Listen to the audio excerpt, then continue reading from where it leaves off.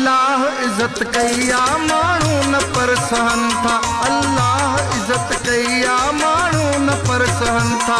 हर हंध मुझी इज्जत वा सोणी सुठी सगत वा दुख सुख में साथ ॾियनि था ॾियनि था ॾियनि था। अल्लाह इज्जत कईया माण्हू न परसहन था। अल्लाह इज्जत कईया माण्हू न परसहन था।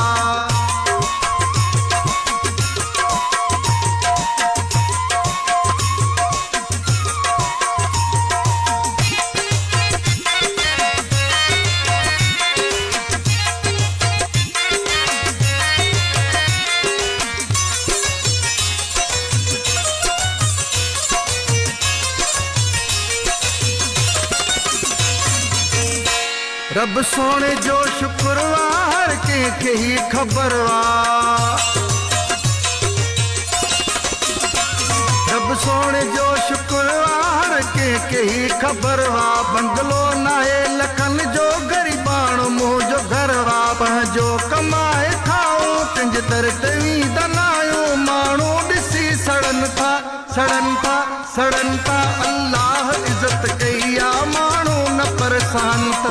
अल्लाह इज्जत कईया माण्हू न परसान था।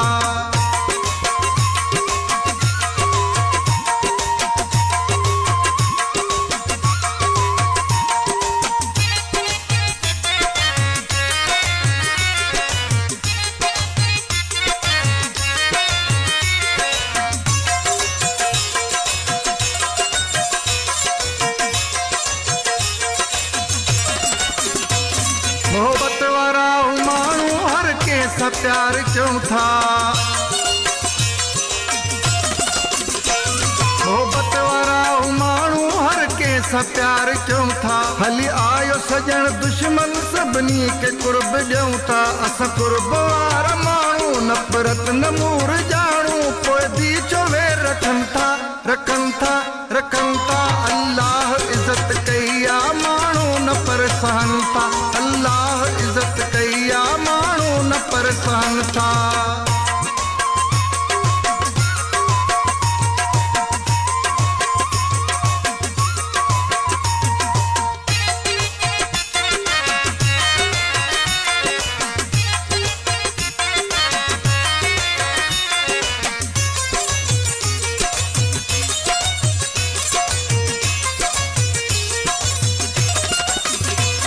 वॾड़नि जे दुआउनि सां असगर आबाद आहियूं। वॾड़नि जे दुआउनि सां असगर आबाद आहियूं। दुश्मन तबाह आहिनि असां मलक शाद आहियूं। दर ॿेल में रहनि था दुआऊं सभई ॾियनि था। दुश्मन जली वञनि था वञनि था वञनि था। अल्लाह इज्जत कईया माण्हू न परसान था। अल्लाह इज्जत कईया माण्हू न परसान।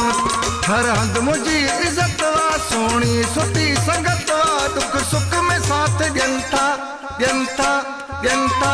अल्लाह इज्जत कईया माण्हू न परसान था। अल्लाह इज्जत कईया माण्हू न परसान था।